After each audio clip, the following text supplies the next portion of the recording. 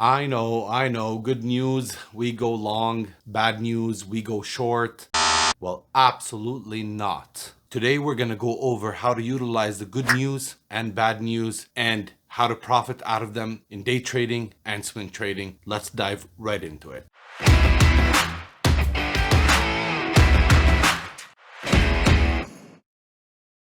Hey everyone, Zach here, and welcome to the world of investing. Here to help the new and struggling traders to improve on their trading skills and investing skills. Guys, please tune in, focus, and take notes.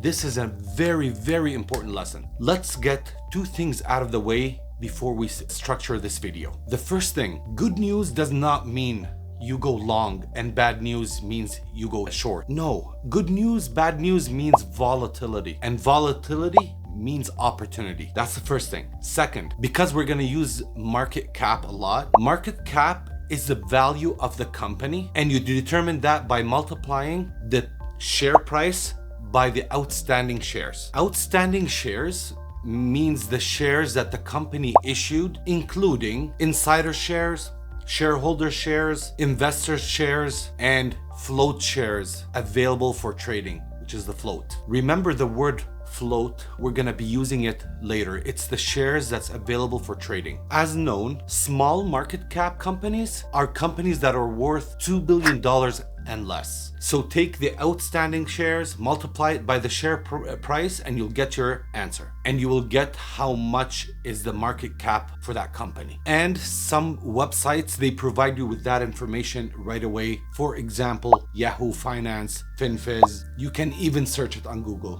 What is the market cap for that company? You'll get the number. And my friend, please don't make the mistake that a low-priced company means it's a small cap company. No, not at all. I'll give you an example. Ford. By the time I'm recording this video, their shares are $12.30. It looks like it's a small cap company, but the outstanding shares are 3.9 something billion shares. So if you multiply them, you'll have a market cap of $49 billion. Is that a small cap company? No. So please don't fall into that. A lot of traders fall into that. And you have the mid-cap stocks, anywhere between $2 and $10 billion, that's the mid-cap stocks. And anything over $10 billion is a large cap stock. And there's some analysts have different standards, but it's not a big deal. Now that we got those two out of the way, let's break down this video. First, we're going to be talking about day trading, small cap companies with good news, bad news, and mid to large cap companies, good news and bad news. And then we're going to be talking about swing trading with small cap companies, good news and bad news, and mid to large companies with good news and bad news. And the third part, I have a very important lesson for you. Let's start. So in day trading, small caps, good news for me means it's a shorting opportunity. In general, it's not 100%, but in general, it's a shorting opportunity. As long as it lines up with my trading plan and my levels. And please, please, please, does not mean any gap up on a good news, it's an immediate short. Don't misunderstand me, but the higher possibility is going short, and I'll tell you why. Number one, most small cap companies are crappy companies. They've been going down since the open of the IPO. They are not doing well in their fundamentals, and usually investors get burnt investing in those companies, and traders are bag holders. They're holding their stocks and not exiting because it went way down, waiting for the day for it to gap up so they can mitigate their loss, or they can break even, or any of that sort. So both investors and traders that are bag holders means they bought at a certain area and they did not cut their losses. So the stock kept going down, hoping one day. That's the worst thing as a trader you can do, is hoping one day it'll bounce back up. So what they do on these kind of gap ups, the selling pressure is tremendous, is a lot, okay? That's number one. Number two, the company takes advantage of these kind of news to actually raise money. And what they do, they start diluting. A lot of dilution. On level 2, you can see them scrolling through. I'll explain later on level 2 and what level 2 is, but they dilute a lot. So they sell hidden shares. Or even in the middle of the trading day, they do a public offering. So they offer more shares to the public and the stock tanks. Based on my analysis, based on my records, based on my statistics, most of small cap stocks, they tank. So they do the public offering so they can raise money. Those are not good companies. And new traders, they get excited and they hop into those kind of trades because they watch them on YouTube explaining the gap and go strategy. When it gaps up, just hit, most likely it's gonna go up. They buy right at the bell open. Come on, guys, please listen to this. Don't fall into these gurus on YouTube. If you're struggling, you're watching me, you know what I'm talking about. And if you're a new trader, it's up to you, but you can take it from me. Do not fall into this. Now, don't take me wrong. Sometimes it works, but the statistics says most of the time it doesn't. And that's why I become a short biased when there's a gap up on a low cap company, a small cap company. So I short them most of the time, but you gotta be careful on those kind of stocks, especially the ones with the low float ones. Remember when I said floats? Those are the stocks available for trading. And when the float is way lower than the volume, it tends to do crazy moves. And remember when I spoke before about shorting and how dangerous it is? It can be dangerous. So you gotta be really careful. And sometimes, depending on the news, if it's a very, very, very hot news, it's like an FDA approval and the float is very, very small, it can make big moves, 20, 40, 50, 500%, even some of them 1,000%. Some companies even have a 1 million float and the volume is 15 million or 20 million. So that 1 million have been moving from one hand to another, It creates a lot of volatility.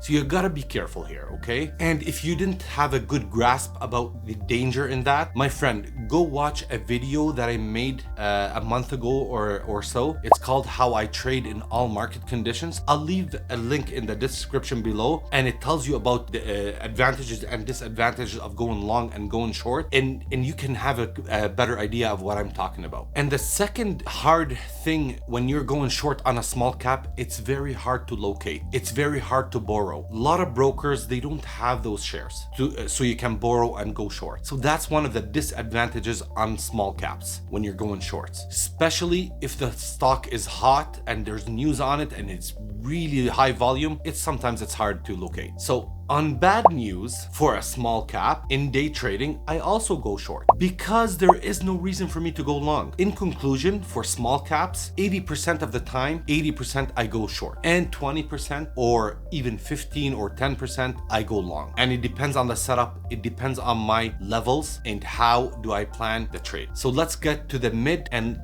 large cap companies. On good news, I usually go long more often than I go short. And I feel because it brings in more long-term investors to the table that helps the long to push the stock going up. It also brings in the inside buyers, the institutional buyers, as well as hedge funds, especially promising news. Unless I feel it's way overextended and it matches some kind of level that it can get rejected from and it's profit-taking time for traders or for swing traders, I like that for a short and I go short on those. My friend, go back to the AMD recap trade video that I did a few weeks ago, and I'll leave a link in the description below.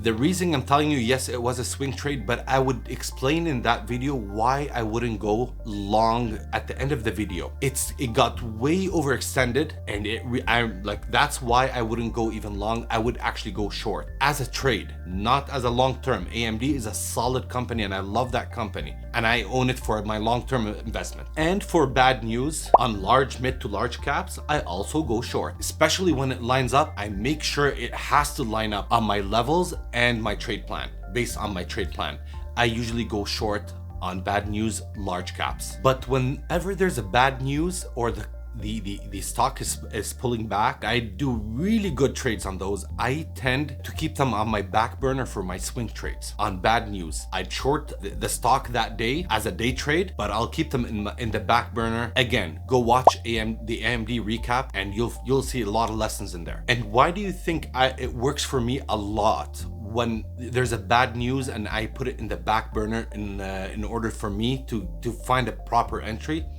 Because long-term investors, they tend to wait for these opportunities to actually go all in. Sometimes they miss the boat, sometimes they didn't purchase enough shares and they want to add to that company, but they feel that it's overextended or it's pricey right now.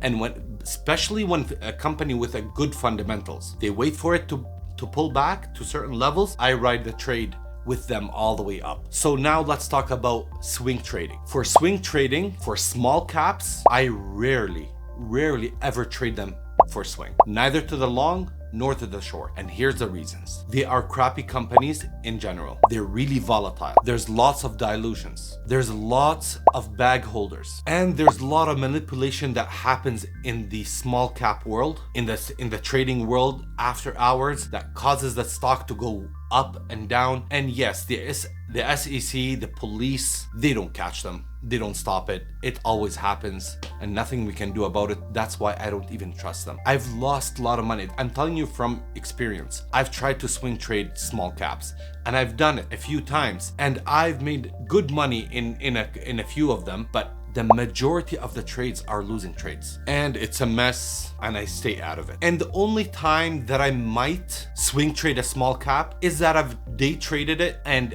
I actually made a lot of profits and took a lot of profits and I only kept like 20% to swing trade for the next day. When the indicators show me that there's a lot of juice in it, it might gap up for the next day and I would sell in the next day. When it comes to large caps, on good news, usually I'd like to day trade it and leave a portion for a swing trade because most of the time I would see follow through for a day or two or three, and it also depends on the levels. But I like to swing trade that way. After I day traded and I've had profits in my pocket, then I'll leave 25%, sometimes 40, sometimes 50, but most of the time 25% or 30% for a swing trade. On good news, for large cap companies, sometimes I even short it. It depends on the plan. It depends on the level and where did it gap up, how far did it extend. And when a stock is gapping up, even on good news, under a certain level, I'd wait and see if it's gonna break that level and hold. That's where I would go long. But if it got rejected at that level, I'd have two plans for the same stock. If it gets rejected at that level, I would actually go short. But more often, I go long more than I go short. Now, when it comes to bad news on a large cap, in swing trading, I do not swing trade short. Why? Because I'm a chicken. I admit it, I'm a chicken. I don't want to lose my money for any reason. I can't handle this. And I would want to risk blowing up my account. And I have a say, being safe better than being sorry. My friend, please don't misunderstand me. There's lots of successful traders. They short and they swing short the hell out of a company or at a stock or a ticker, and they make a lot of money and they're successful. All I'm saying is that I don't. And it's not the way I trade. So how do I benefit from a bad news on a large cap stock? I actually wait for it to give me a good setup for a long. I wait for it sometimes for days and sometimes for months. I put it in the back burner and I look at it every day and I put price alerts, I put levels, I plan it ahead of time to actually try to get the proper entry for a long opportunity. I'll give you an example. Back in 2017, I got a call from a friend. He's panicking. He bought Apple back at that time before they did the split at $200, and it was hyped up and everybody's going crazy about the stock and everybody's buying. And then at the presentation where they were trying to present, the facial recognition feature failed at the presentation and the stock tanked. It really tanked for a few days. And he called me panicking. The stock was at $130. I tried to explain to him what to do. As a friend, if it was me, that's what I would have done. But he opened my eye to an awesome trade and I caught it from $142, I believe, all the way up to $170. It was an awesome trade. See, on bad news for big companies and good companies, sometimes it's an opportunity for a trade. And here's a very, very important lesson. My friend, nobody taught me this. Nobody told me on that you do that and on this you do that. No. After eyeballing, this is my own experience. Remember, whatever you learn from this YouTube channel or from any other YouTube channel, at the end of the day, you have to use your own stats and your own judgment. After eyeballing a lot and witnessing a lot of stocks, how they behave on certain news, because some stocks, they behave differently than other stocks on different news. For example, tech stocks, they behave on bad news differently than pharmaceutical stocks. So the more time you spend eyeballing charts, analyzing charts, understanding why are they doing what they are doing, then you learn how to make your own conclusions. I'm just sharing my experience here. Also, you will gain an edge in the market. And when you experience an edge in the market, that's when it clicks. That's when you become profitable. That's when you know that you're choosing the proper stocks to trade. And sometimes it's an awesome setup and you know it's not the proper stock that I need to trade. No one can teach you that. You have to learn that by yourself, by eyeballing a lot of charts and analyzing a lot of charts and keeping a record of all your trades and going over and over what your mistakes are, and then it clicks. Trust me, it clicks. You get to a point sometimes two stocks are behaving the same, their setups are very close, and most of the time you choose the right one over the bad one. The one you chose, it goes in your favor, and the other one doesn't. And that's an edge, but you're more often right than wrong. Also, you'll learn how to trust your analysis. I'll give you an example on that AMD trade that I did, and I recapped it. I asked my mentor. My mentor actually told me in the middle of the trade, he thinks I overheld the stock, and he doesn't think that it's gonna give me that kind of follow through. But yet, I trusted my analysis, and it gave me the follow through that I wanted. I kept writing it to 130 because I trusted my analysis, and he actually gave me a bravo on that. My friend, I hope I helped in this video. I'll see you in the next video.